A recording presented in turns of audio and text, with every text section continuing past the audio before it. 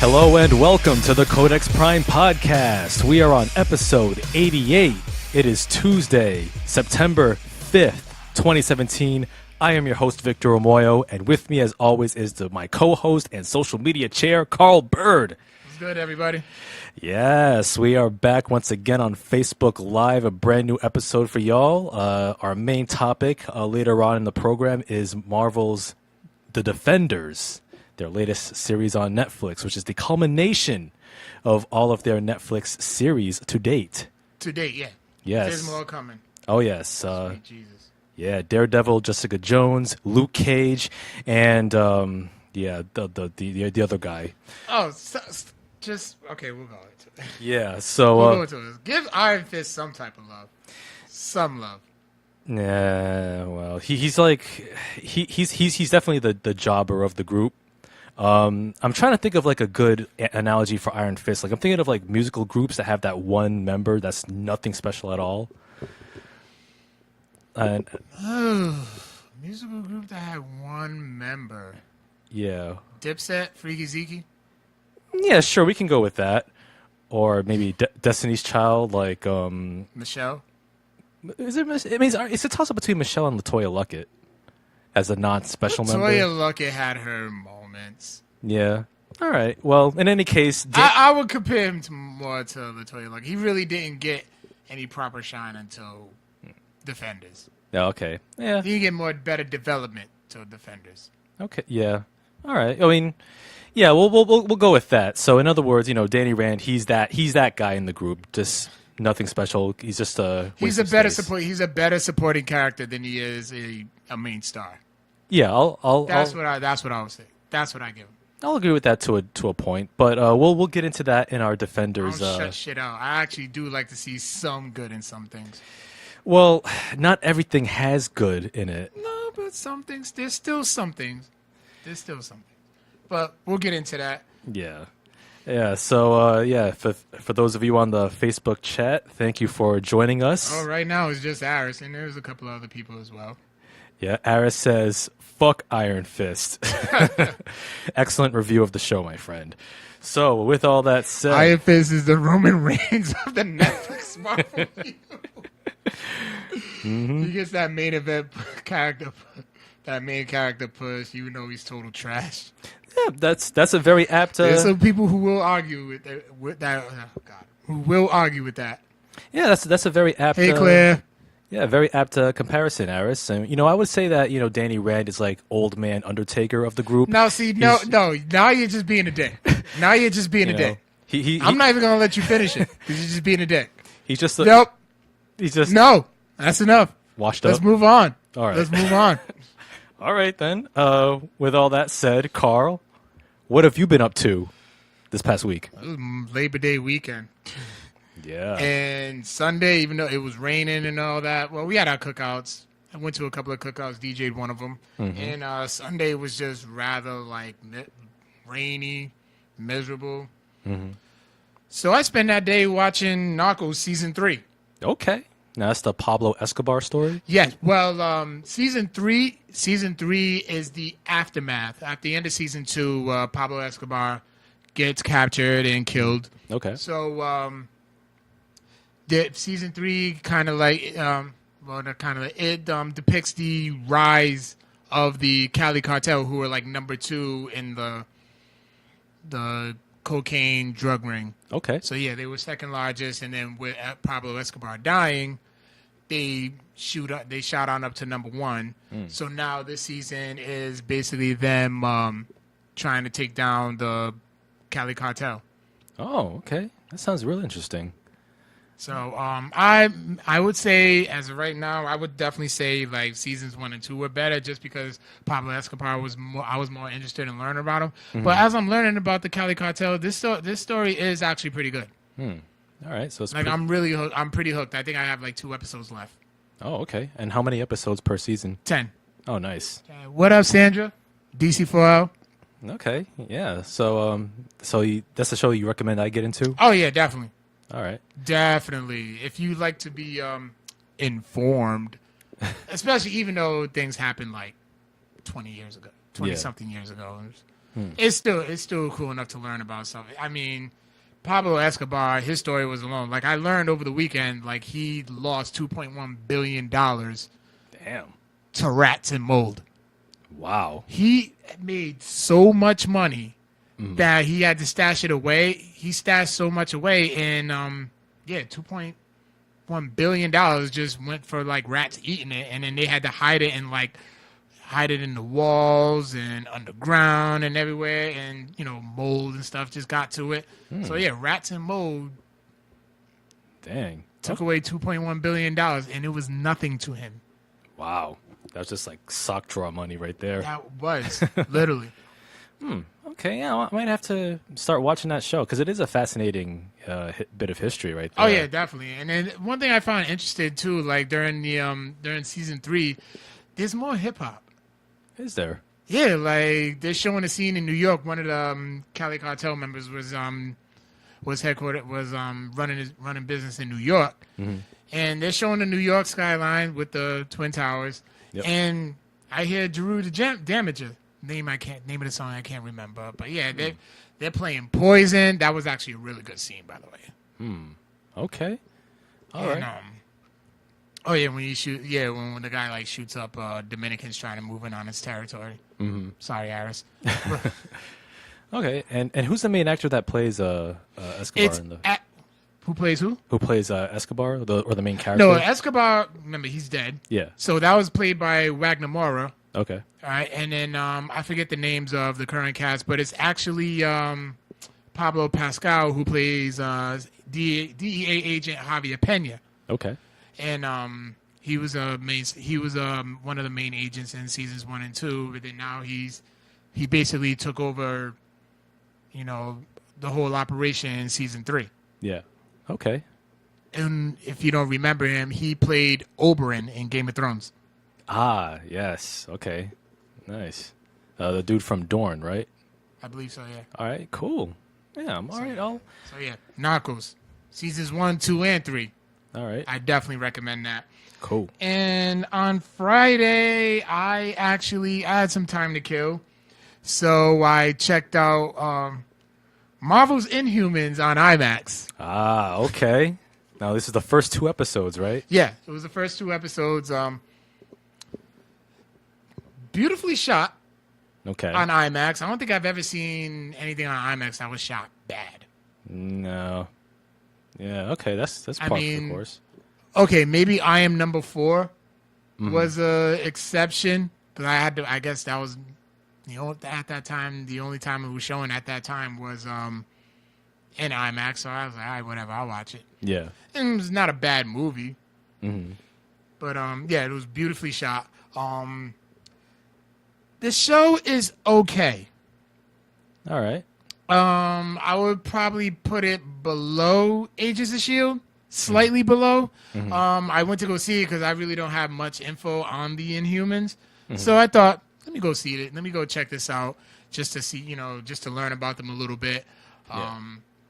Obviously, the show, the Inhumans, they live on the moon, in a hidden colony on the moon, and their king is Black Bolt and the queen is Medusa. Okay. So, what's his name? Maximus, who's the brother of Black Bolt, which is played by Ewan Ryan. I probably said his name wrong. Who plays Ramsey Bolton. Of course. I was on the show. What up, Adrian? So yeah, Maximus was disagreeing with some of the things that Black Bolt says, and not to mention Black Bolt can't talk at all because, like, whenever he talks, like, he shoots like this big sonic wave that can possibly that can kill people. Okay. And so he's talking in sign language at all. What up? What's going on, Laura? And Maximus was disagreeing with some of the things that Black Bolt was trying to do. Like, Black Bolt basically wanted to keep peace, and he wanted to. And especially with humans trying to kill Inhumans. But Maximus was like, yo, we need to go down there and kill these humans before they try to kill us, even though he's partially human himself. Yeah. So Maximus actually ended up turning his back on his brother and then taking over the kingdom while Black Bolt and several of the other Inhumans are stuck on Earth, trying to avoid being killed and all that. And obviously we'll probably see more of it when the show premieres on September 29th. But it's okay. Like, check it out if it's still in the theater. I would recommend it. It's something cool to watch. It's something new to get into to help with your Game of Thrones withdrawal. Now, is this the Inhumans? They were featured on Agents of S.H.I.E.L.D.? Yes, but not this particular group. Okay. Like Quake is an Inhuman. Certain Inhumans from here and there were featured in Agents of S.H.I.E.L.D. They were introduced in Agents of S.H.I.E.L.D. But the main story of the Inhumans is in this show coming up. Okay. And I understand that they have a teleporting dog called Lockjaw. Lockjaw. He was kind of a cool character. Like, he's just a huge dog, and they're like, hey, Lockjaw, send me to this place. You touch him, and you're exactly where you're at. Inhumans currently has a 0% Rotten Tomatoes rating. It actually did pretty well in the theaters. Like, on an average number, it did like the same numbers as when Game of Thrones was on IMAX, which I'm kind of mad that I missed. No, that would have been epic. Yeah. So, I mean, it's whatever. You can generate your own opinion on it, but it's okay. All right. Check it out if you want. Really. Now, based on those 2 episodes you saw, is it better than Iron Fist?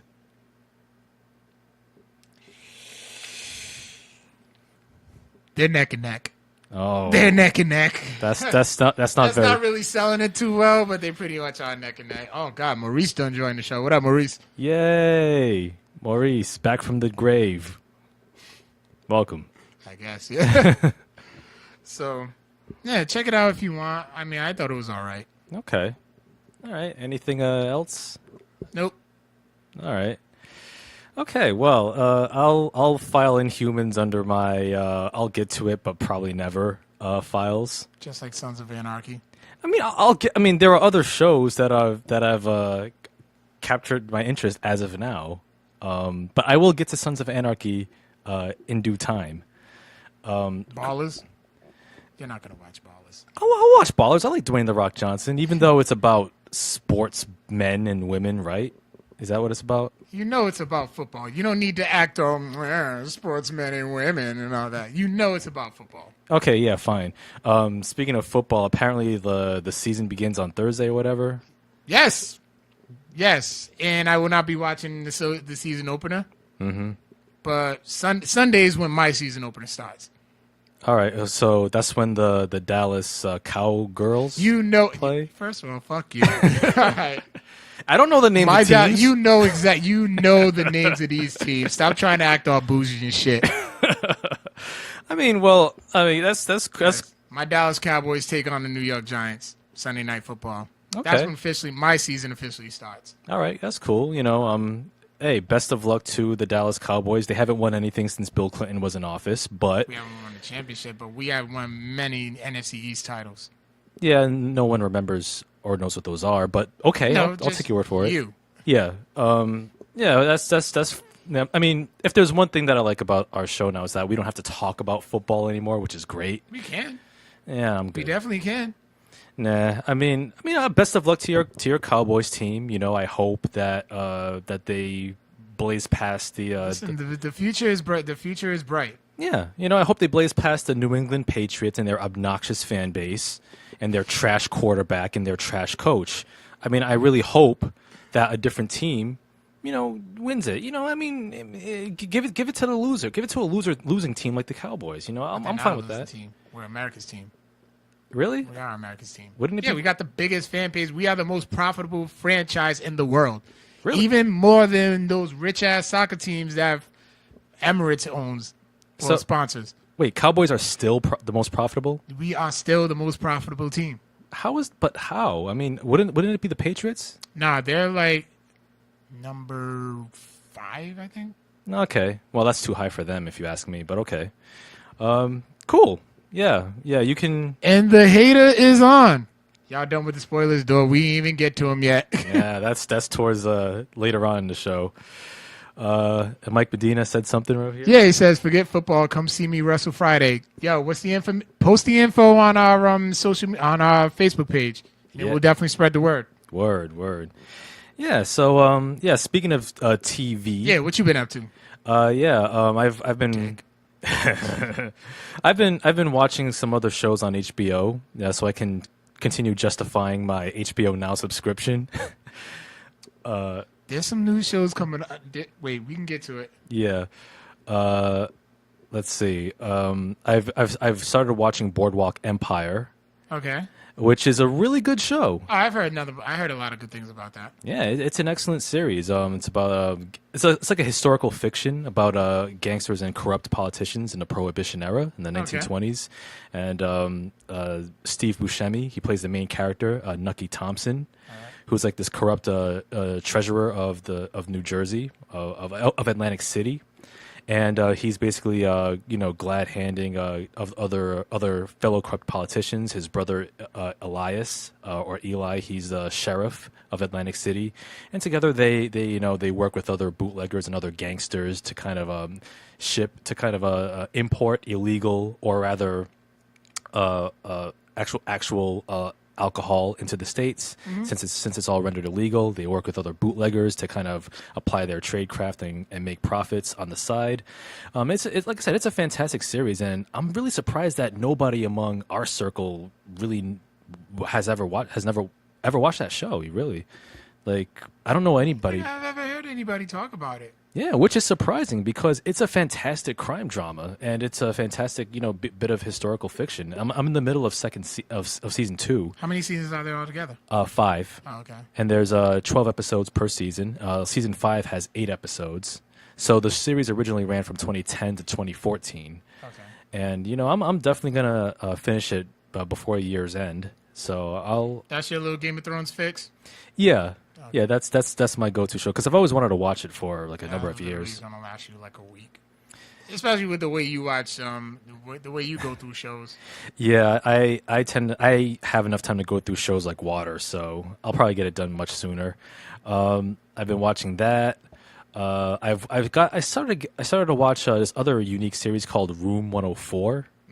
On HBO. It's like an anthology series by the Duplass brothers, Jay and I want to say Mike Duplass. And like each episode takes place in this one Mark Duplass, thank you. He plays Pete in The League. Yeah. God, I missed that show. Yeah, The League, okay. Kyle says Game of Thrones is overrated. You're overrated, Kyle. But that's the hater. Yeah, but Room 104 is pretty interesting. It's like each episode takes place in this motel room, Room 104, and it focuses on different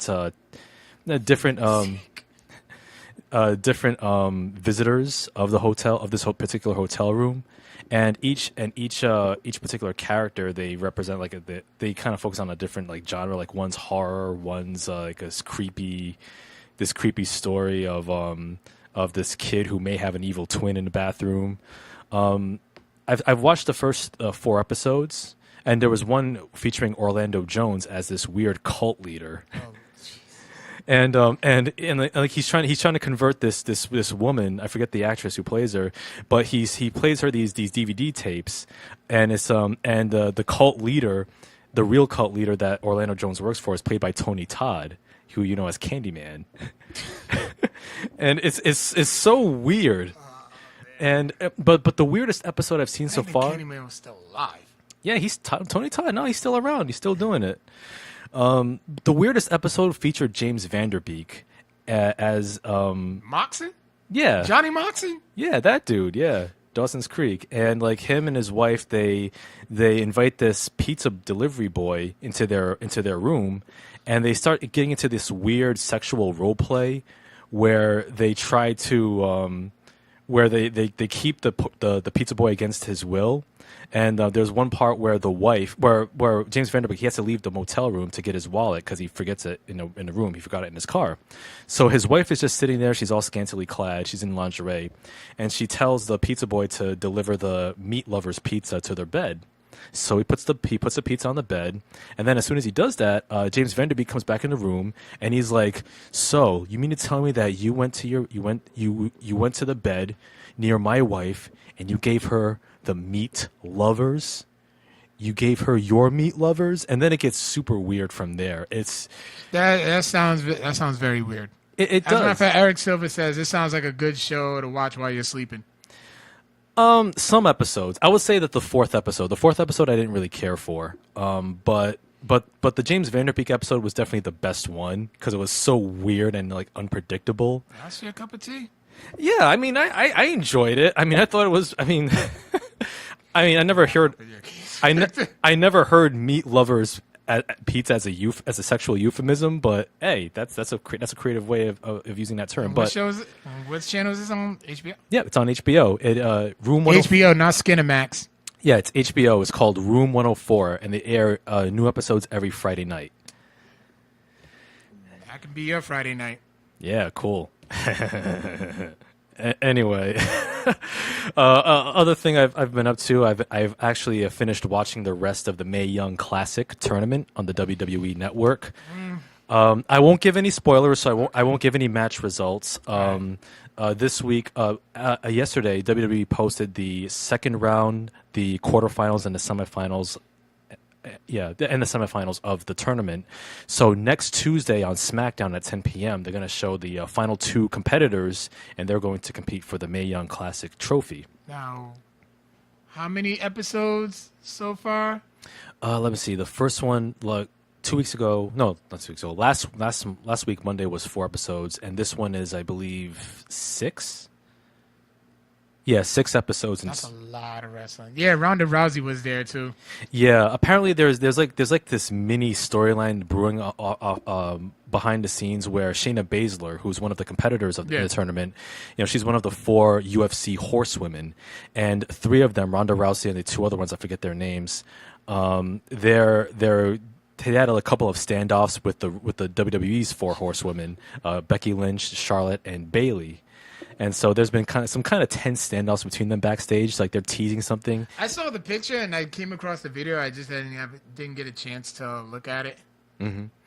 Yeah, I mean, I don't think anything would come out of it ultimately. Maybe it's just like publicity to kind of hype Shayna Baszler, who's very good in the ring. But yeah, I like what I saw in the first round. Yeah, she's definitely the Pete Dunne of the tournament in that she's like the heel that you just love to hate.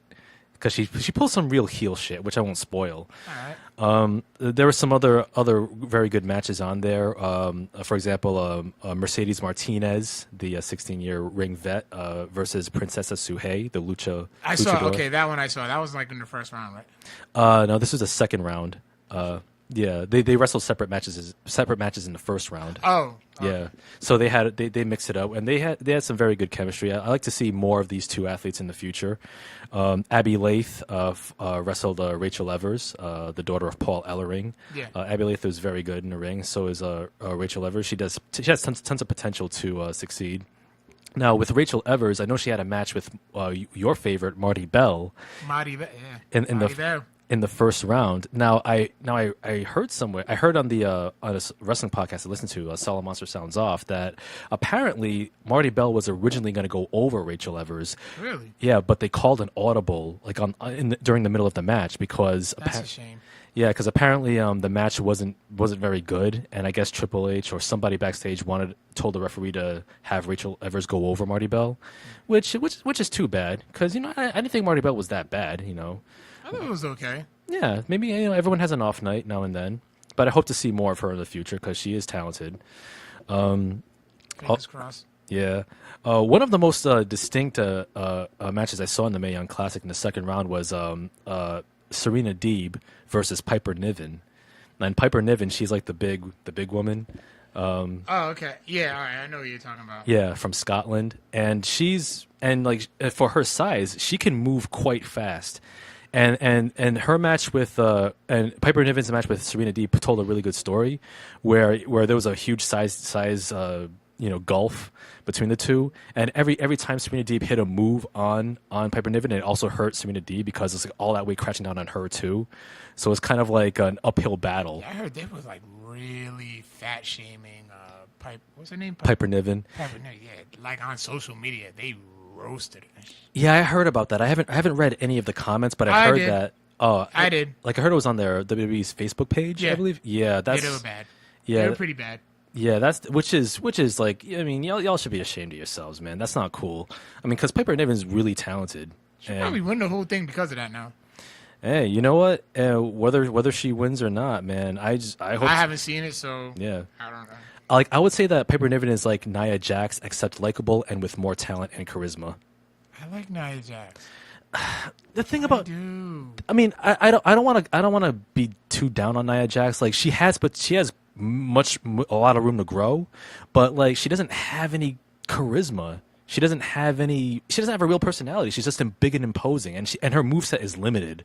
Yeah, she's big, but I don't know. I just like her. She's got I don't know. She's got to show more personality, if you ask me.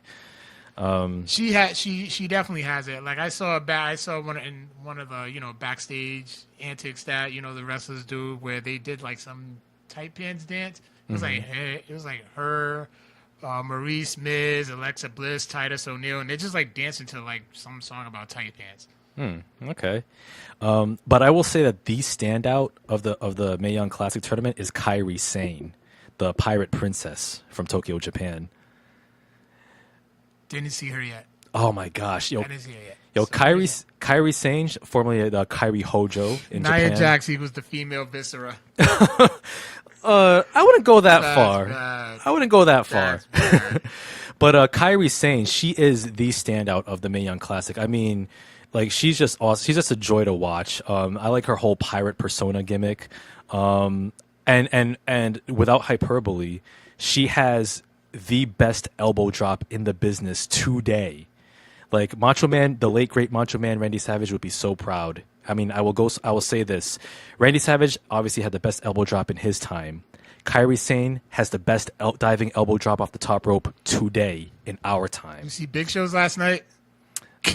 Yeah. Let's just say that Big Show ain't no Kairi Sane when it comes to elbow drops. That was funny to me. That whole thing was funny. Yeah, but a couple other things about the Mae Young Classic. Candice LeRae, definitely another standout, aka Candice Wrestling, the wife of Johnny Gargano. Yeah, she's really good. She has a unique looking swinging neck breaker off the second turnbuckle called Miss Candice's Wild Ride. That's the name of her finisher. I'd like to see more of her. Hopefully she'll be on NXT. Dakota Kai. Oh, man, she's really good. She's from New Zealand. She's like the New Zealand version of Bayley. She kind of looks like Bayley, too. I think I've seen her. Yeah. I mean, like the bracketology. Yeah, like she had a match against Rhea Ripley, who's from Australia.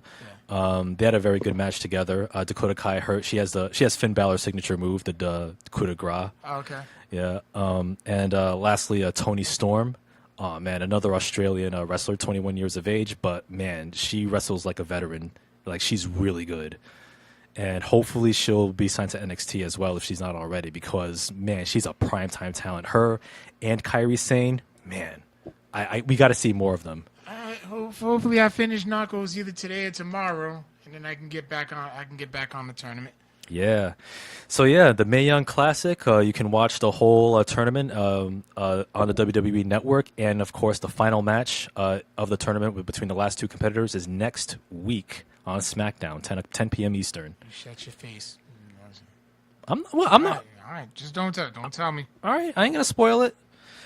Yeah. That it? Yeah, that's pretty much it. Actually, why don't you talk about the you can probably explain it better than I can. The murder mystery dinner that we went to. Yes.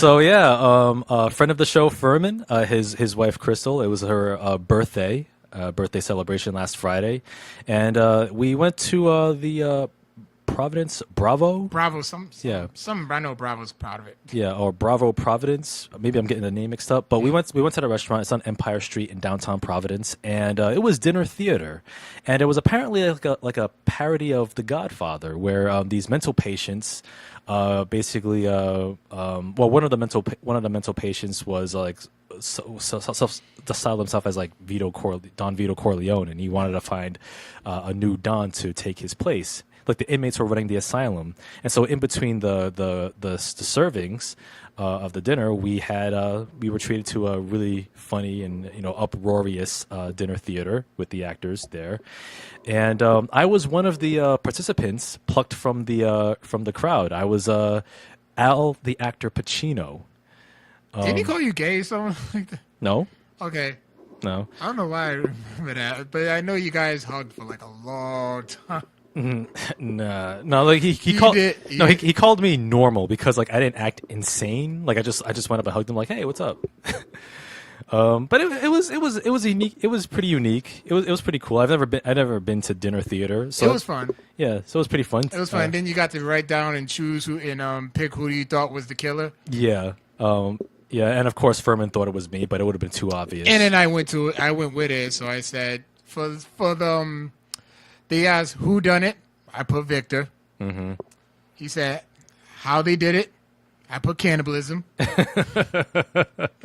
Why they did it? Because you have a flesh eating fetish. I mean, come on, man. I mean, that movie Raw is awesome, but I mean, come on, man. The truth. I mean, that's not true, or is it? So yeah, it was pretty fun.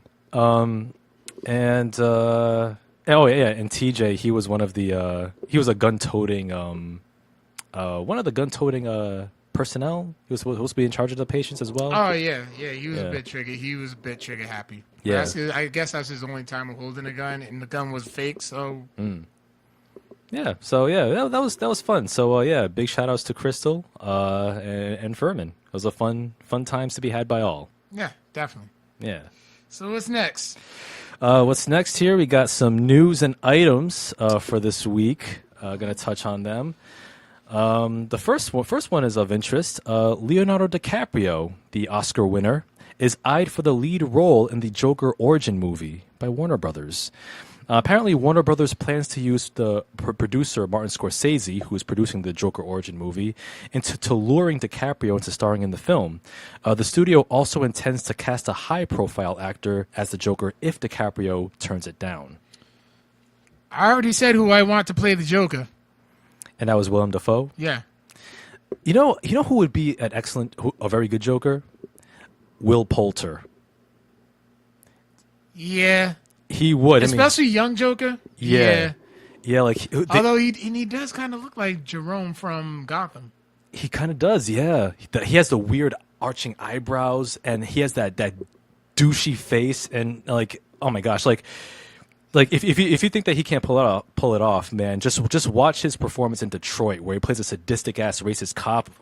I fucking hated his role in that movie. I'm sorry, but he was that good that I had legitimate hate for him. So I can see him playing the Joker. I mean, but DiCaprio would definitely would offer an interesting spin on it. But I don't think he's finally doing fun movies now. He's always done fun movies. Django Unchained, Wolf of Wall Street. Okay, yeah, you're right. The Revenant. That was fun. I wouldn't say The Revenant was a fun movie. I wouldn't call The Revenant fun. Wolf of Wall Street, that movie was amazing. Oh, yeah. I seen drug use in ways I never thought I'd see. Mm-hmm. I mean, and, the Quaalude scene. That was awesome. Oh, my God. But, I would say that DiCaprio would be an interesting take of the Joker, but I think that, I don't know. I don't know if DiCaprio has any interest in starring in any superhero or comic book film. He probably won't. He's too bougie for that. I don't want to say he's too... He's an Oscar winner now. Well, I mean, their Oscar winners or Oscar nominees have starred in, Okay, but he's a bougie one. He's not bougie. He's bougie now. He's not bougie. Then let me see him do this origin story that shouldn't be happening. Well, I mean, I'm sure DiCaprio has more interesting projects on down the line. So hence, Yeah, probably the bougie movies that nobody will see but you. I mean, here's the thing, man. When you keep saying, "Oh, these are bougie movies," I mean, The artsy fartsy joints. see, you got to stop using pejorative terms like artsy fartsy and bougie. Stop talking about the Undertaker. Okay, I'll stop talking about the Undertaker then. Right. All right, but when you use terms like artsy fartsy and bougie, it just makes you look simple. All right. It makes me look like somebody who likes to have fun. It's like you're saying that movies are only designed to entertain and nothing more. I mean, I like a good edutainment film here and there. See, look, you done got me saying film. Yeah. But I like some edutainment. The fuck, I'm watching Narcos. Shit. Well, yeah. I mean, it's educational. I'm learning about some Colombian drug history. Yeah. And I'm entertained by it. Okay. All right. That's good. Just branch out. I'm okay. Trust me. I am fine. Yeah. I mean, don't be so simple. Like. And then how about you? I branch out. I like the you movies. Loosen up. I like the movies where I like We when got you. I like when Vin Diesel drives the car through the 3 skyscrapers. That was awesome. That was amazing. I like when Spider-Man swings in the air. It makes me feel good. And then you have your little bougie Ben Carson. Welcome to your masterpiece theater type films. Like Since when do I do the Oscar T-Rex no, thing? you don't. But I just think it's fun. I just think it fits. Like it fits the whole persona. I should post that meme that I made. You made a meme? I showed it to you. Oh yeah, don't. Yeah, well, yeah, go ahead and post it. I don't care. All right. Shit. All right. So yeah, there's that. What else we got here? Okay, we got the Atari 2600 retro handheld console. It comes with 50 games built into it, such as Asteroids, Pong, and Centipede, and features a 2.4-inch screen and an AV TV output to connect to TV screens, and it's expected to be out this Christmas. My dad would love something like that. Yeah, like an Atari 2600 retro handheld. I mean, it's kind of like the Switch, where you can... Yeah, you can put it to a TV, and then you walk around handheld with it. Now, I wonder if it will come with E.T. Now, that would be the selling point. Possibly. Now, E.T. Possibly. I gotta find a list of these games, and I'll post it on our Codex My Facebook page. Yeah. Man, retro gaming, man, is coming back in a major way. Well, more than ever this year, it seems. Especially starting last year with the whole NES Classic. Yeah, which a bunch of suckers, bought. That shit was fun. Man, I thought I still have fun with it whenever I decide. I'm like, hey, I got some time to kill. Well, I just hope play that... some Mario. Well, all right. Well, Punch Out. Mm-hmm. Well, I mean... I wish they had Kung Fu, though. Kung Fu was so good. Kung Fu? I remember Kung Fu. Kung Fu was fun. Well, I just hope that Atari will actually supply enough of these consoles. I'm sure they definitely will. Yeah, because Nintendo with their artificial scarcity, I mean, I posted this on my Twitter. Nintendo is a scalper's best friend. They really are, and their business model sucks for that. They are a scalper's best friend. Yeah, they definitely are. Like I said, when I was in line to get my NES Classic, he was, I'm only getting it just to sell it. I'm like, you're a dick. Yep, that's the thing. Another news here, wrestling news. JBL has quit WWE SmackDown. So JBL announced last Friday on social media that he will be stepping down from his role as SmackDown color commentator to focus on his work with at-risk kids and communities. He will still be a part of WWE under a different schedule and will work on special shows such as Tribute to the Troops, WrestleMania, and others. Corey Graves will be joining the SmackDown commentary team and will still announce for Raw. It's very admirable, and I like Corey Graves. Oh, yeah. Corey Graves is an excellent... He's a great talent, actually. He's a great on-air talent. Yeah. Yeah, he's on everything. He is. He's putting in that hustle, man. Not knocking him. Yeah. Not knocking him at all. Yeah. To this, I will say that good. I mean, it's very admirable that JBL, is working with at-risk kids. That's very. No, I got a soft spot for at-risk kids as well. So. Yeah, it's laudable work. I will say, as a color commentator, I found JBL entirely insufferable. I like JBL. I think he's funny. And he's an alleged backstage bully. Yeah. So I think this will be good for him. JBL in very limited on air doses. That's my thing. I loved his Legends of JBL series. That was good though. It was a good series. I mean, maybe they'll have Legends with some other guy or some other woman. I don't know, because JBL he does have that personality where he can connect with the Legends and stuff because he's been in the game for so long. Yeah. So I mean, that's what I thought made it work. Or maybe Legends with JR. That too. Or Legends with the King. Something. It has to be somebody who's been in the game for a long time. Oh yeah. Yeah. So Paul Bettany joins the cast of the Han Solo movie. Bettany is replacing Michael K. Williams' role in the film, as Williams was unable to return to reshoots due to scheduling conflicts. Bettany's character will now be a human. Under Williams, the same role was originally going to be a CGI alien. I saw you. This is Star Wars shit. I saw you. Yeah. So this is the Han Solo movie coming out. Now directed by Ron Howard, doing all the reshoots. I mean, Paul Bettany. I like him as an actor. He plays Vision in the Avengers. And the albino monk, Silas, the albino monk in the Da Vinci Code. Yep, that too. I will say that I find it interesting that his character will now be human, but Michael K. Williams in that same role, he was just going to be a CG alien. And, I mean, there's something that could be said by some people. This is the Star Wars universe. Anything can happen. Yeah. I mean, some people would say that, oh, well, why are you just going to cast a black actor to play a CG alien? You don't really see them like Lupita Nyong'o as Maz Kanata and all this. I mean, like I said, I'm Star Wars out. To a certain degree, like I'm looking forward to the main movies, episodes 8 and 9.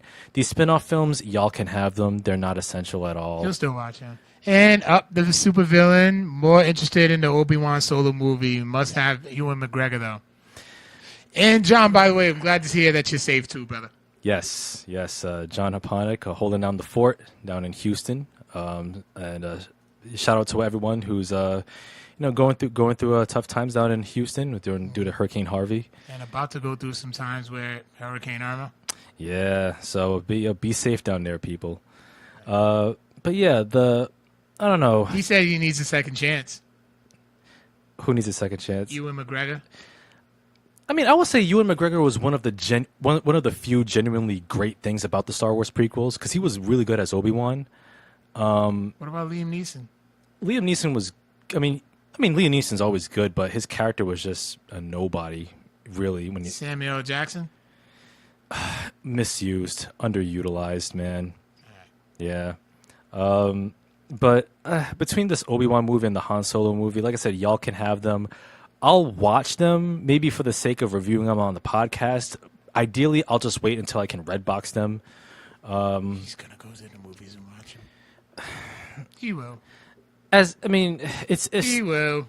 I mean, Star Wars is a huge geek property. It's a huge corporate property, and we have a podcast, and it's one of the big things that's in geek culture. So, I'll watch them in resignation, except for episodes 8 and 9, which I'm genuinely looking forward to. But the spin-off films, man. You start the countdown yet? Nah, I'm not going to start the countdown. That's how apathetic I am towards Star Wars. I'm Star Wars out, man. Just give me episodes 8 and 9. Just wrap up the sequel trilogy and be done with it. All right? I'm done. I'm tapped out. But Too much. I remember hearing you guys saying in one of the early episodes that if you were alive for the original trilogy, the beginning of the original trilogy, you will not be alive for when Star Wars actually completely ends. That's possible. I mean, I don't see a complete end to Star Wars. It's gonna be one of those ongoing franchises that's gonna go on forever and ever. At least maybe in a different form. It'll be its own genre unto itself. Possibly. Yeah, but we'll see.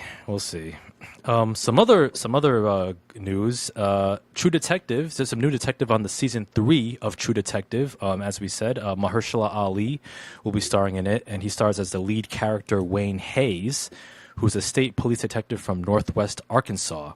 And the series will take place in the Ozarks. where a crime mystery unfolds over the course of 3 separate time periods. So it's kind of taking the same format as season 1, which took place over the course of 2 decades.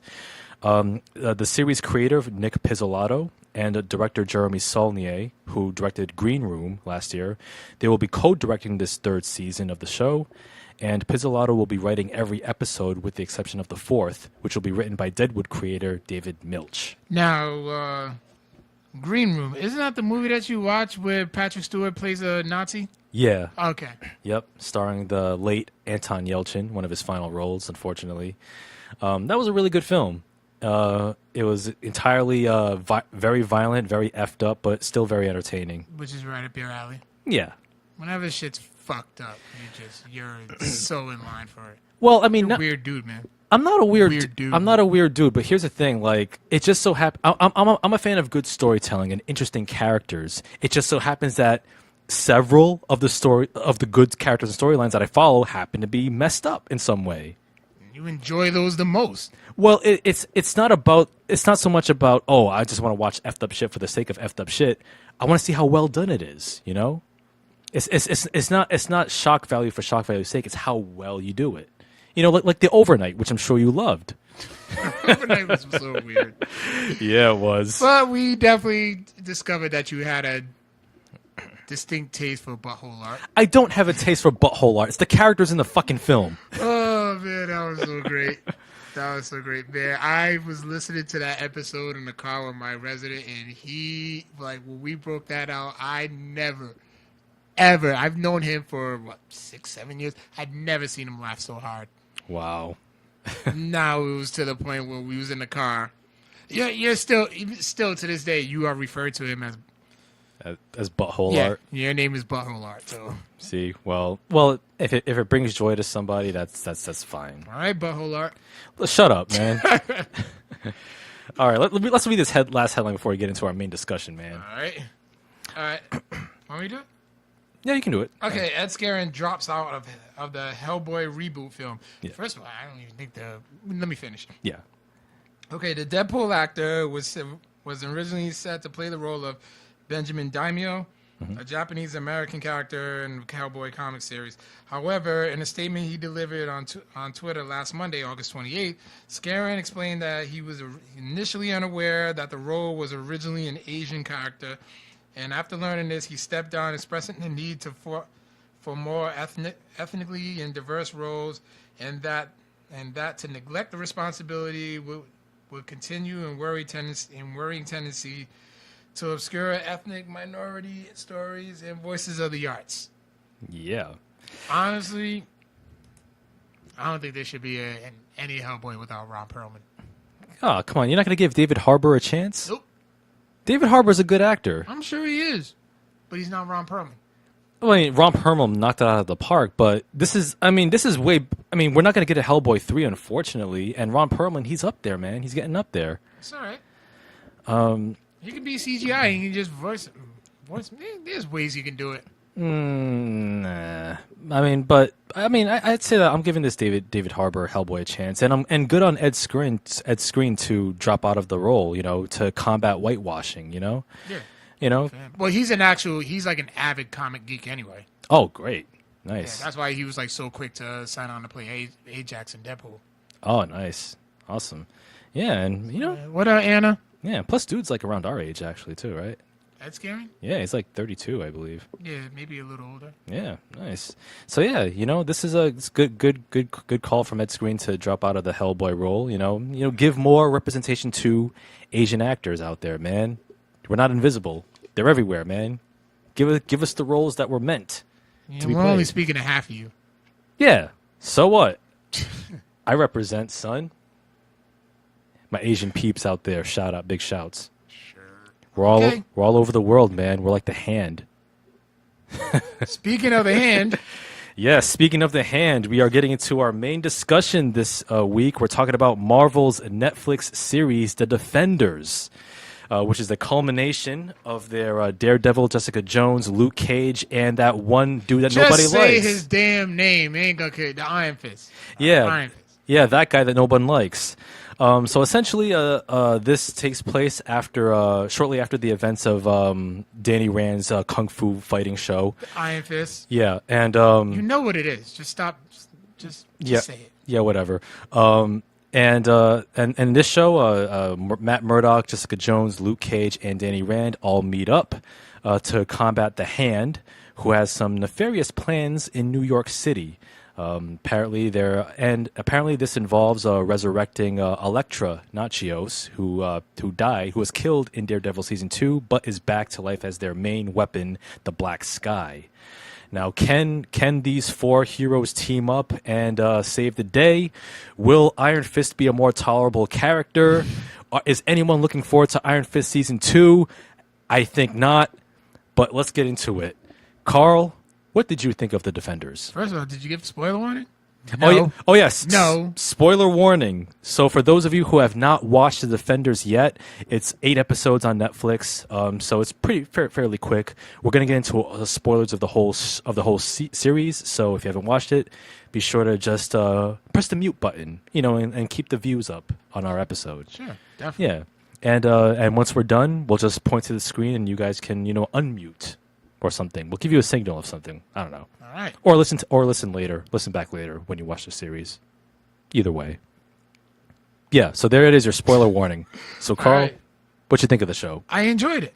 It was 8 episodes. Mm-hmm. Just enough. 13. I feel 13 probably would have dragged out a bit. Yeah.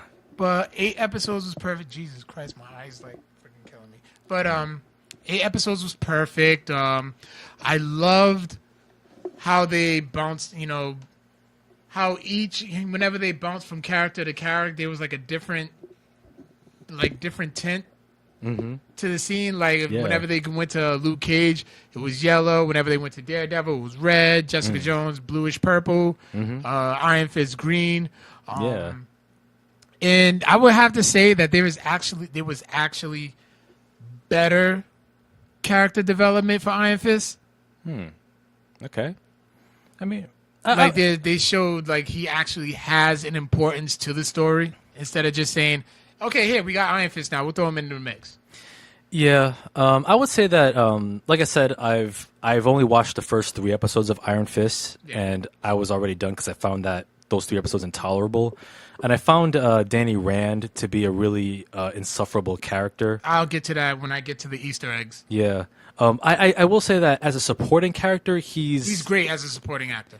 I wouldn't go so far as to say great. I liked him as a supporting character. I found him way more tolerable. I found him, he didn't make me want to turn off my TV, but at the same time, he works better with other characters. But at the same time, I still think that he's the weakest link in the Defenders chain. I would say so too. In a way, I feel like I can beat up Iron Fist. Yeah. Until his fist glows. Yeah, and you know what? I don't, with the Iron Fist. I don't know if it's primarily the writing of the character or if it's Finn Jones' performance. They said a lot of people are saying that it's both. Yeah, or maybe some element of the two. But I think Iron Fist as a character is rather lame. I think his power is rather lame. I would probably say I think he's gonna get better with time. I'm gonna give him some hope. He could possibly get better with time. He's getting better, like I said, more better character development in the Iron Fist. I mean, in Defenders, excuse me. Yeah. And for the next season of Iron Fist, there's gonna be like a whole different team behind it. Okay. So things can get better. All right. And I'm pretty optimistic. I'm not gonna just completely shut it out. All right. Well, that's what you tend to do. I mean, hey, listen, man. There's too much good stuff out there to just like. Oh, definitely is, but I mean, still, be optimistic. Optimism is key, man. I was optimistic about Iron Fist, and well, you saw how that turned out. Yeah. But I do have a feeling that the writers of the Defenders listen to the fans because I thoroughly enjoyed the scenes where the other heroes were beating the shit out of Danny Rand when they captured one of the Sowande. Sowande, who was one of the members of the Hand of the Five Fingers, when they captured him, and then they were holed up in this like abandoned theater, and they all went to turns. They all took turns on beating the shit out of Iron Fist because he was so obstinate, so stubborn. Like, oh man, well, I want to do this my way. And Matt Murdock had to sit his ass down. Had to put the whip into him. And I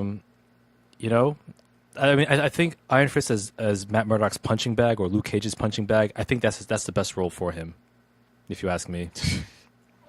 Yeah. You are so shut down.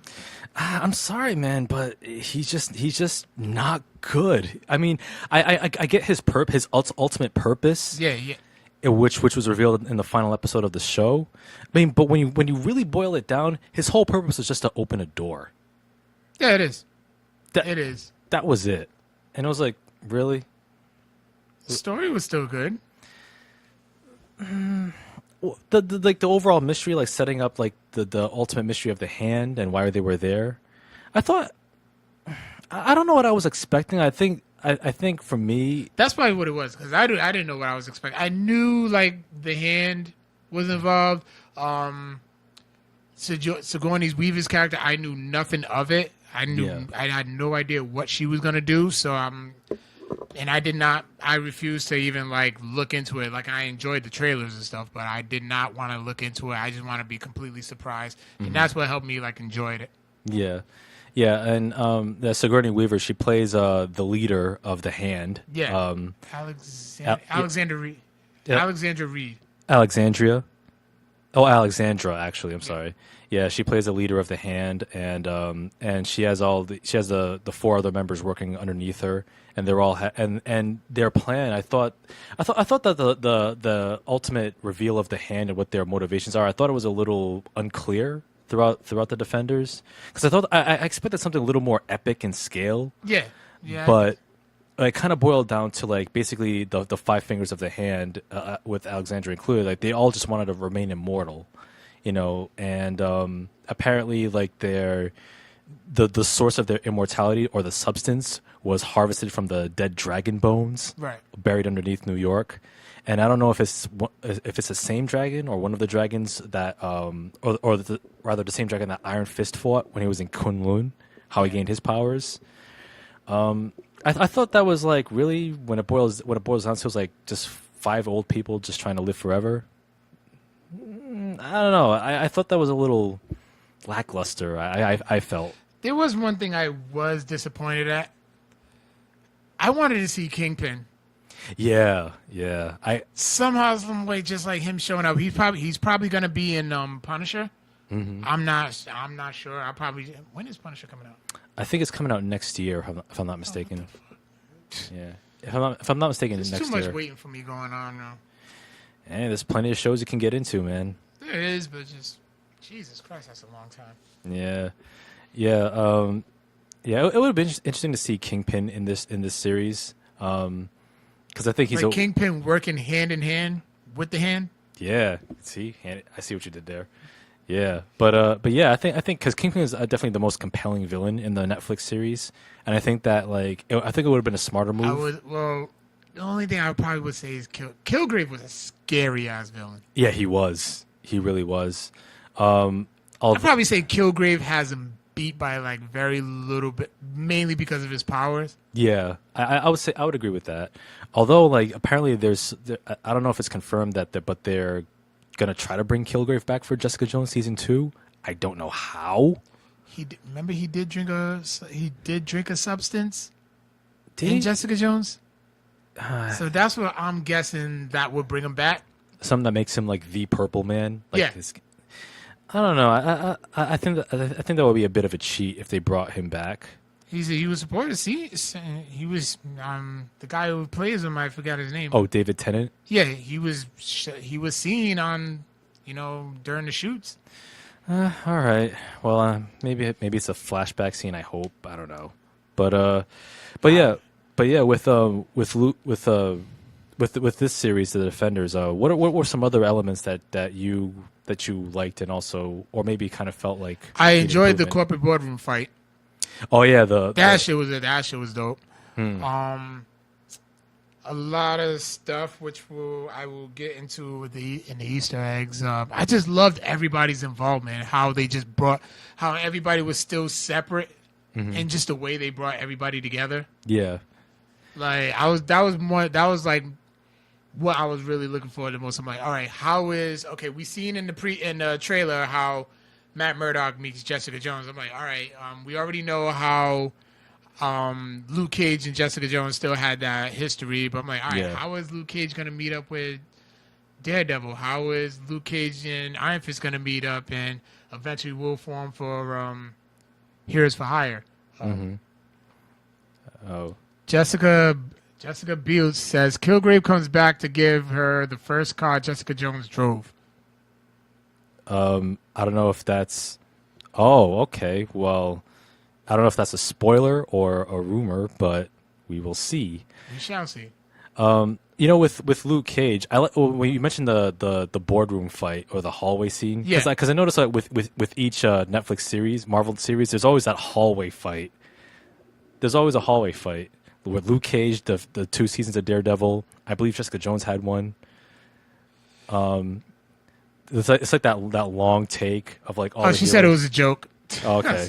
Oh man, that could have been. That sounded plausible, but with the boardroom fight, I like the scene that led up to it, where Luke Cage and Iron Fist had a sit down in Colleen's dojo, and Luke Cage basically called Danny Rand out on his privilege and him being a whiny bitch. That's one of the Easter eggs.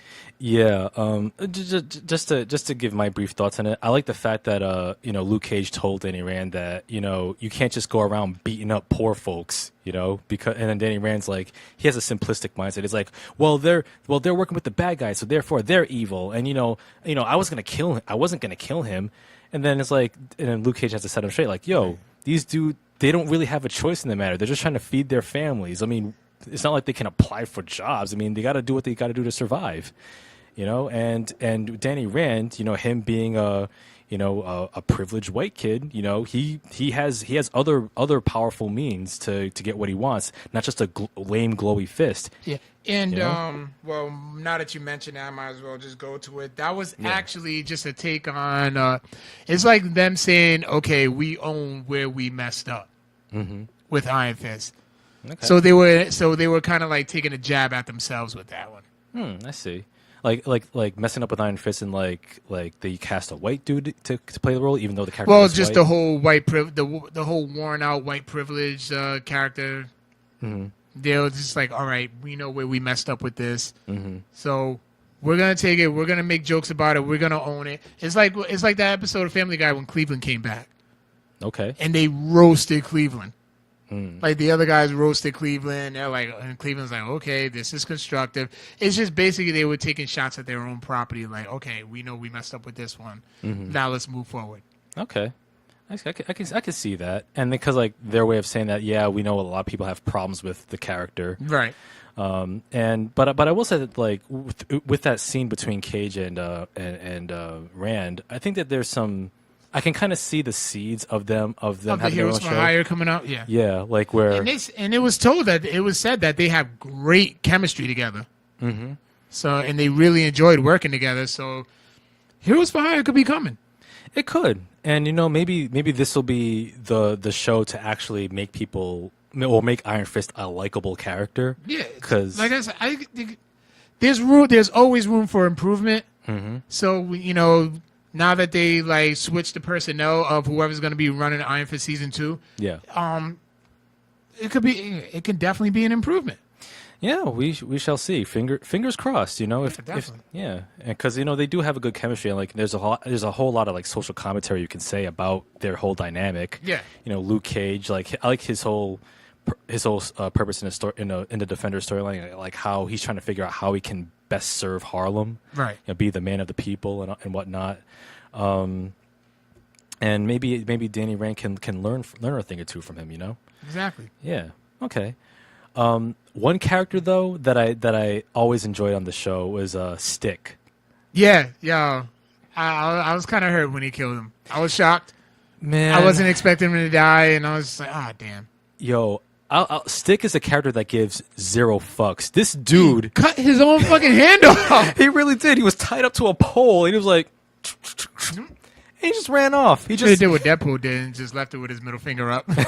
oh man, like just I mean, I was enjoying the scene where Luke Cage is like has Danny Rand tied up. He's watching over him, and Stick is burning this incense, which gradually knocks out Luke Cage, and Stick was about to be my favorite character in the entire Marvel universe, where he's about to put that katana blade right through Danny Rand's chest. He would have done the whole series a favor, and Defenders would have shot up to be my number 2 show on Netflix. But what's number 1? Orange is the New Black. Well, among the Netflix series, Jessica Jones is my number 1. Oh, okay.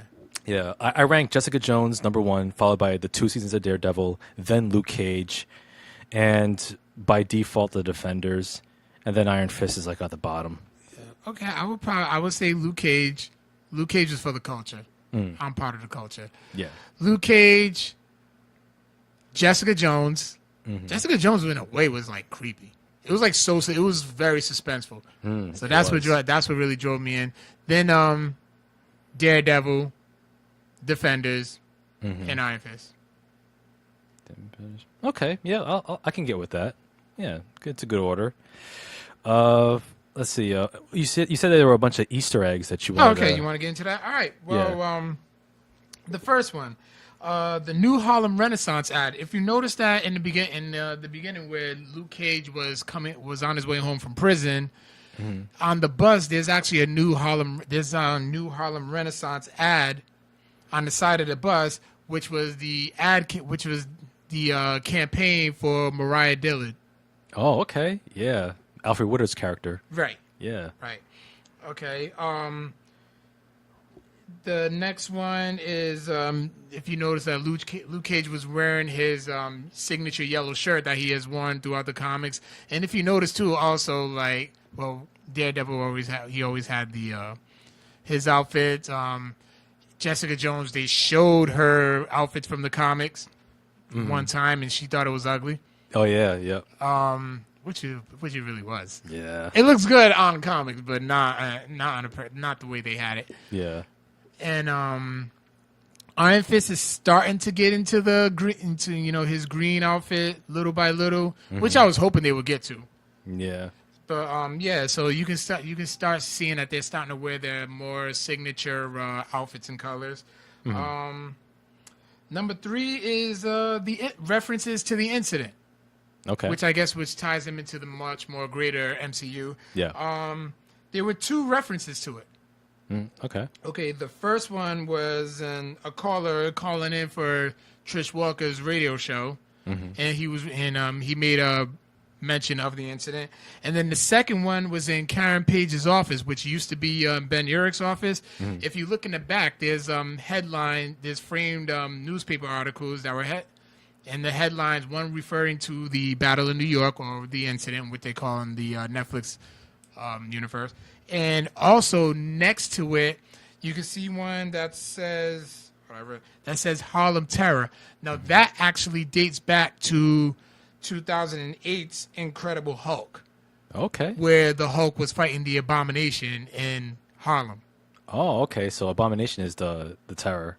Right. Okay. So Incredible Hulk was was that the first movie in the MCU, or did Iron Man come first? Iron Man was first. Incredible Hulk was the second. All right. Now the infamous Matt Murdock, Jessica Jones, Misty Knight scene where Jessica Jones was being questioned by Misty Knight, and Matt Murdock comes in and say, "Jessica, stop talking. Who are you? I'm your attorney. I'm Matt Murdock. I'm your attorney." That is actually a direct reference to Alias number 3. Ah, yeah. Which that scene was pretty much like to a T. All right. Let me see. Number 5, Stan Lee cameos. He was in there? Yeah. Where? In one of the early episodes, I want to say episode 3, where Jessica Jones was following Matt Murdock in the streets. Now, if you look in some of the kiosks in the back, you can see pictures of Stan Lee. Okay. So that's his little Stan Lee. That's the Stan Lee cameo that everybody enjoys. Okay, I didn't notice that. All right. Number 6. Okay, when in the scene where Jessica Jones visited the architect's house. Yeah. And they were talking to his daughter. Matt Murdock sees notices the piano somehow, some way. And he goes, "Oh, do you play?" He goes to play the piano. And when he plays the piano, he finds one of the keys was off. Yeah. Was a bit off, and then that's when they find the blueprints. Yep. Well, the song that Matt Murdock was playing was actually the theme song to the Defenders. Oh, really? Yeah. What was that? Number 7, we already touched on Danny Rand. Danny Rand's white privilege. So that, like I said, that was Marvel taking a shot. Like, we fucked up. Okay, we know we fucked up. Yeah. All right. Number 8, Misty's arm. Yes. Yeah. So in the final episodes, Misty was tried to save Colleen Wing from being killed by Bakudo. Bakudo. Yeah. Did I write his name right? Probably wrong. No, I wrote it right. But then Misty's arm ended up getting chopped off. Yep. Now in the comic books, Misty ends up getting a bionic arm. Although in the comic books it was made by Tony Stark. Although this one may be made by Rand Enterprises. Okay, makes sense. But I mean, I still would like to see Tony Stark get involved with it. Get involved with the ABC Netflix series. So hopefully that can happen. And then number 9, the reference to the real Night Nurse from the comics. Now, this one's very hard to catch on the first try. But even though Claire Temple took on the role as the Night Nurse was actually originally from the comics. The Night Nurse's name was Linda Carter. And if you notice when at the end at the scene where Colleen Wing visits Misty Knight. Yeah. In the hospital, if you look on the whiteboard where traditionally, like in hospitals, doctors and nurses really write down information. If you look on hand, where it says nurse on hand, it's L. Carter. Okay. Which is in reference to Linda Carter. Linda Carter, who tended to Daredevil in the comic books. Gotcha. All right, and then the last one, Sister Maggie.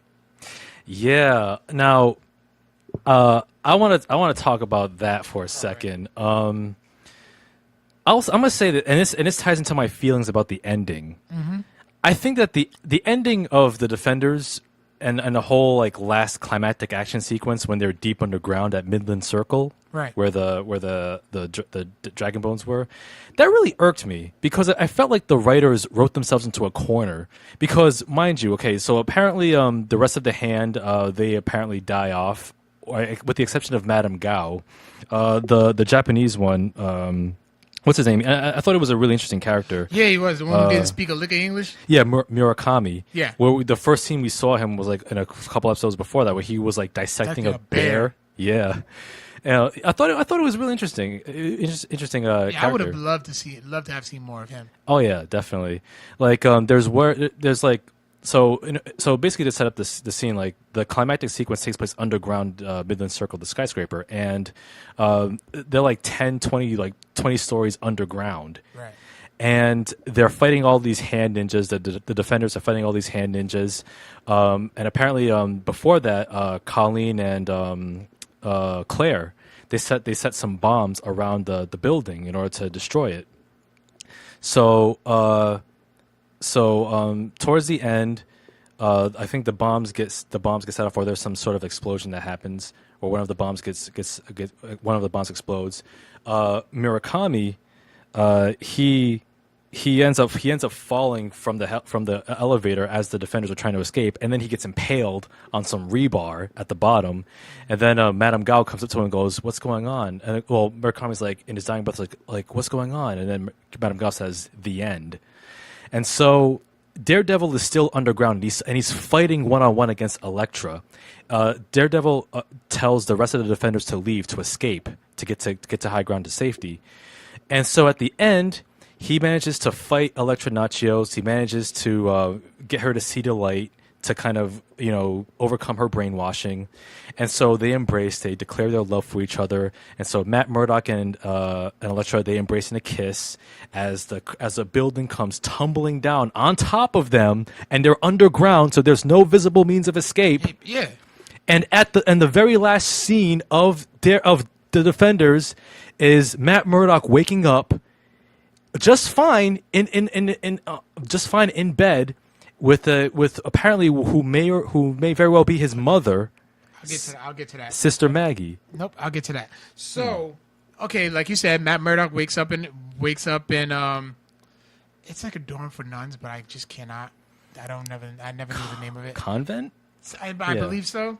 Well, let's call it that for now. Yeah. Please, somebody correct us if we're wrong. Yeah. And the nun was sitting at the side of the bed when she noticed that she wakes up, and then she says, "Get Maggie." Oh, okay. So, if Maggie could possibly be Matt Murdock's mother. Mm-hmm. So, and if you go back to Daredevil, when Stick asks her, "Where's the mother?" Oh, that's a whole nother story. Oh, that's right. That's what she said. That's what the nun says. Mm-hmm. So, in the comics, Matt Murdock's mother becomes mentally ill, and then she gets taken in by the church. Mm-hmm. So this could be teasing a like a bit of a family reunion. Okay. For Daredevil season 3, and then as far as him escaping an imploding building, which people have survived imploding buildings. No, you ever see the movie World Trade Center? No, I haven't. Yeah, it was about two people who were stuck. Yeah, okay. In World Trade, and they're still alive today. Oh, okay. Well, that's a grim example, but yeah, but a plausible one. Yeah. But I mean, my beef with that, though, in the Defenders, is that they were deep underground. Exactly, but then again, like Madame Gao has powers. Do you think Madame Gao possibly would have saved them? She has moved like she did move like a garbage can, a dumpster blocking a door, like with ease with her Jedi mind tricks. Yeah, she's extremely powerful. Yeah. So maybe that could be a helping hand. We won't know until Daredevil season 3. Yeah, or maybe a little hint, whichever comes first. Punisher. I believe Punisher. Yeah. So whatever hint we can come out of that, but. I don't know. Like I kind of felt. I don't know. Maybe I kind of felt like the whole ending fight sequence could have been handled better than it was. Yeah. Yeah, and plus, like during that whole fight, like they had some really random music choices in the series. Like, yeah, Wu-Tang, Protect Your Neck, awesome song. It's a classic. Yeah, yeah, definitely. I thought it was. I'm like, oh shoot, Wu-Tang. All right. I mean, I didn't have a problem with it, but I'm not complaining. I didn't have a problem with it either, but I thought it was a little. Would you want some Beethoven or something? Like maybe like an orchestral score, like that kind of fits the tone. You know what I mean? A bit better. Let them have some fun. I don't know. Yeah, I had fun watching. I had fun watching that mostly because of that song. Yeah, I mean it helped. It made the scene fun for me. Yeah, okay, I'll grant you that. Although there is one plot hole in the Defenders because and I read the spoilers in Iron Fist in the summary. Apparently, Bakudo, who's one of the hands, he died on Iron Fist. If you remember Bakudo, he died on the show, right? But if you notice, like for them to really truly, because they can all be resurrected. Mm-hmm. With the substance, right? Yeah, with the substance. So in order for them to really truly be dead, they had to get their head chopped off. Yeah, that's true. So Wande's head got chopped off. Yep. Bakudo's head got chopped off. Yep, sure did. In a way, what was the Asian guy's name? Oh, Murakami. Murakami was kind of impaled. Yeah, he was impaled. Not kind of. He was impaled. Yeah. So I think the only one who can the two who can survive is Alexandra Reed and Madame Gao. Well, that's right. We never really saw Madame Gao die. No. And now knowing that she has some powers, maybe somehow, some way she got out in time. Yeah, possibly. Maybe there was a tunnel that we just didn't know about. Yeah, I mean it's a pretty big dragon from what we saw. Yeah. So. Yeah, and also Alexandra, she wasn't decapitated. She was not. She was just stabbed. Yeah. So she can be resurrected. she could be resurrected, but I think that okay, because here's the thing, like there's a bit of confusion, like where the hand, all the leaders said that they used the last of the substance to resurrect Elektra. So I don't know if and now that the Dragon Balls are pretty much buried, I don't know if Madame Gao. Did you say Dragon Balls or Dragon? The Dragon Bones. Okay, no, you did say Dragon Ball. No, I did not say Dragon Ball. Now that because now the Dragon Bones are underneath all that rubble deep underground, I don't know if Madame Gao extracted enough substance to keep herself alive, or maybe to potentially resurrect Alexandra. Huge plot holes, honestly, and that kind of makes me that makes me look forward to the next the next phase of the series, because I'm like, I need answers. Yeah, I need answers now. Yeah, but it kind of feels like sort of like clumsy writing, though, in a way. I can see why you would say that. Yeah, but all in all, I will say that the Defenders was okay. It definitely wasn't terrible. It was not Iron Fist levels of bad. I think that if you took out Iron Fist and had better writing, it would have been an excellent series on par with Jessica Jones, Daredevil, and Luke Cage. But as it stands, I thought it was all right. I want to see more, and I want to see the Punisher join forces with them. Even though he's more of like a solo, a loner. Yeah. That would be so dope. It like, would. even just him, like, just joining in on a couple of fight scenes. Yeah. I mean, because John Bernthal plays the hell out of Frank Castle. He did. We slept on him, so I was like, yo, dude, he's short. He's short. He embodied that role. He really does. Like, he plays like crazy, dangerous people like no one else can, man. Yeah, Shane. Yup. Right there. And we felt for Shane. Yeah, we kind of did. Yeah. Yeah, he did what he thought was best, but yeah. So yeah, that's the Defenders. It's better bring than in Moon Knight. He says, "Bring in Moon Knight." Yes, Moon Knight. No, I'm thinking Misty Knight. Is Misty Knight Moon Knight, or is that a different character? No, it's a different character. Okay. I will say Moon that Knight would be. That's interesting. I don't know what they would do with that. I will say that, like, from the screenshot that we saw of Luke Cage season 2, I do like to see what Misty Knight's going to do, like, now that she has that bionic appendage. Yeah, that'd be dope. And Tom Roberts says, "Protect Your Neck" was the only song that really stood out for me, especially the swinging through your town like your neighborhood Spider-Man. Oh yes, nice shout out to Spider-Man: Homecoming. Yeah. Dope. But yeah, that's the Defenders. Overall, it's not Iron Fist, so watch it if you're really bored. Otherwise, you're not really missing much. But if you've seen the other Netflix Marvel series, then for completionist's sake, you might as well watch The Defenders. It's 8 episodes long. And let us know what you think. Yeah. Shoot us an email at codexprimepodcast@gmail.com. Yes. So we actually have one Yeah. So right here. Yeah, so we got an email from a friend of the show and supervillain, John Haponic. Subject line reads, "The Defenders. It wasn't terrible." Not even Hurricane Harvey will stop me from writing an email about how Iron Fist is lame and, simply put, the absolute worst. Yes. There is no defense for that Marvel show, Carl. For once, I didn't hate a Marvel property like The Defenders, but wow, did its quality decline towards the end. What a huge letdown with that ending. Once again, there's no closure, no end in sight. Even just a simple close of the chapter would suffice. And I find myself not caring again. I'd love to see a David Mack or Brian Michael Bendis Daredevil run and incorporate a lesser-known villain like Echo or Typhoid Mary instead of the Born Again storyline. Oh, Echo would be an awesome addition. Admittedly, it was fun seeing everybody together in the Defenders, especially with the first team-up hallway fight. I found myself caring the most about Daredevil and Luke Cage. They were the most developed, interesting, and human. Jessica Jones only makes me think of Don't Trust the Bitch in Apartment 23. And Iron Fist. Ugh. Why is he even there? Maybe now that his purpose is served, punching a wall, everyone can forget about him. Yeah, let's hope so. I'll give Defenders the silver medal to Daredevil Season 1, which remains the best, minus all interactions with the guy who created Daredevil's costume.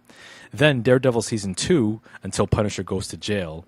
Then Luke Cage, the first 4 to 6 episodes only. Really? Jessica Jones preferred the comic, and Iron Fist was a train wreck that Victor could teach what not to do in film. True. Apparently, still villainous. P.S. Why is the Punisher attacking the road with a sledgehammer in the teaser trailer? Whatever makes him happy, I suppose, but someone is going to have to fix that up. Yeah, that... Right. Oh, thank you for that email, John. I honestly think the whole hitting the ground with the sledgehammer thing, that's just for I don't think that show serves no purpose in the story. It's just cling, cling, cling, logo, Punisher's coming. Yeah, pretty much. Kind of makes me think of John Wick as well, because he does a similar thing in both films. There you go. Yeah. So yeah, that's our email, and then on to question of the week. So last week's, since it was based on Game of Thrones, who do you think will end up on the Iron Throne? I mean, might as well talk about it now since we're not getting an episode till 2019. God damn, that's way too long. Yeah, man. So, wow. Whose name I can't really read. Sound it out. All will y'all dress? I don't know. It's weird. It's weird, but they say Aegon Targaryen. Okay. Jon Snow. Mom to Mom said, my son and I are watching season 1 episode 1 tonight. We're a little late to the Game of Thrones party. A little? You think? Yeah. Ronald Cuff41 says either Tom Brady or Jon Snow. Tom Brady. Can't go nowhere. These Brady fans, I swear. So, John upon it. I haven't watched the show since season 1, so I guess Khaleesi. And Jessica Concussion says, I'm cheering for the dragon. Wow. I know John Haponic, he's not a fan of Game of Thrones because of the level of violence. Yeah, shut up. I mean, knowing John, he says that he's not a big fan of gore and hyper levels of violence. For shame. I will say, John, you're missing out on a show, but I can see him totally nitpicking the shit out of Game of Thrones, and he's going to make it not enjoyable. Yeah. He would. So, this week's question of the week. What book or novel would you like to see become a movie? Okay. What book would I like to see become a movie? There are actually some good ones. I do have a few. One that I would like to see, because just for the sheer challenge of making it, is this book called, which I talked about on the show before, called A Confederacy of Dunces, written by John Kennedy Toole. It's like a comedy drama novel. And it's about this guy named Ignatius J. Riley, who's basically like he's a bum, but he's like this pretentious douchebag who thinks that he's smarter than he actually is, and he's an old dude. He's an older guy who still lives with his mom, and he's just basically an all around screw up. And the whole story, it takes place in New Orleans, and it's a really weird, but also a fascinating story. It's one of the best novels I've ever read. Oh, okay. And just reading it, you can see how difficult it would be to translate it to film. There was a rumor like a decade ago that Will Ferrell was going to be cast as Ignatius Riley when some studio was thinking about making the film, but they could never get it off the ground. Besides, it's Step Brothers. Yeah. Well, no. A Confederacy of Dunces is not like Step Brothers. Okay. It's a grown man living in his mama's house. That's the most superficial read you can think. Carl Bird's But song, I'm just saying, like, and he's, yeah, that's, well, in a way, that's in a small way, that's Step Brothers. No, Let me guess, you hated Step Brothers, didn't you? I've never seen it. You ought to be smacked in the face. Okay, if you like the other guys, you would like Step Brothers. Okay, I'll give it a chance. Shit, I don't have Step Brothers. See, for shame, man. Oh, but I always catch it on TV, and then always like a couple of days later, I end up seeing my Step Brother. So okay, well there you go. It's just funny. It's something I always found funny. All right. So yeah, A Confederacy of Dunces. That's one. I have two other ones that I would like to see. Shoot, because I only got one. These two are are written. These two books are written by Khalid Hosseini, who wrote The Kite Runner, which the film is based on. I would really love to see either A Thousand Splendid Suns, which I think would make an excellent film, or And the Mountains Echoed, which that I would see as more of a mini series because it's like a multi-generational type story with multiple characters. So I would love to see those translated to screen. All right. Yeah. So yeah, that was it. Okay. I actually have two. I read a lot of like motivational books, so so it's very rare that I do read stories or biographies. Sometimes I read those as well. Yeah. So I probably would say for the last story I have read, like fictional story, well, Inferno was already made. The Robert Langdon, books are being made into movies, except for one, The Lost Symbol. Yeah, that's the last book, right? No, the last one's Inferno. Okay. Then they made a movie on that, but the only one the one before that was The Lost Symbol. Okay. So, and that, yeah, that's the only one. So I would love to have seen that one made into a movie. I know there was one character who basically, Dan Brown, basically just wrote for Morgan Freeman. So let's get that one off the ground before Morgan Freeman checks out. Yeah. Okay. And then I don't think I've ever seen Tom Hanks and Morgan Freeman in a movie together. I haven't either. I don't think they've done a film together. I can't think of one off the top of my head. So that would be interesting because I always love Tom Hanks. Yeah. And the second one is actually a biography. My Voice by Angie Martinez. Really? I can really see it's one of those movies for the culture. It'll be one of those movies for the culture, and I can see like Adrienne Bailon playing her. Okay. Angela Bailon. This sounds familiar. She used to be in that group 3LW, and she's done some acting stuff here and there. Oh wow, 3L Dub. Yeah. Okay. So and she has a very very interesting story. I still recommend anybody to read her book. Yeah, I remember you recommended that a while I let ago. somebody borrow it, and they still haven't returned it. So I plan on getting it back soon. Okay.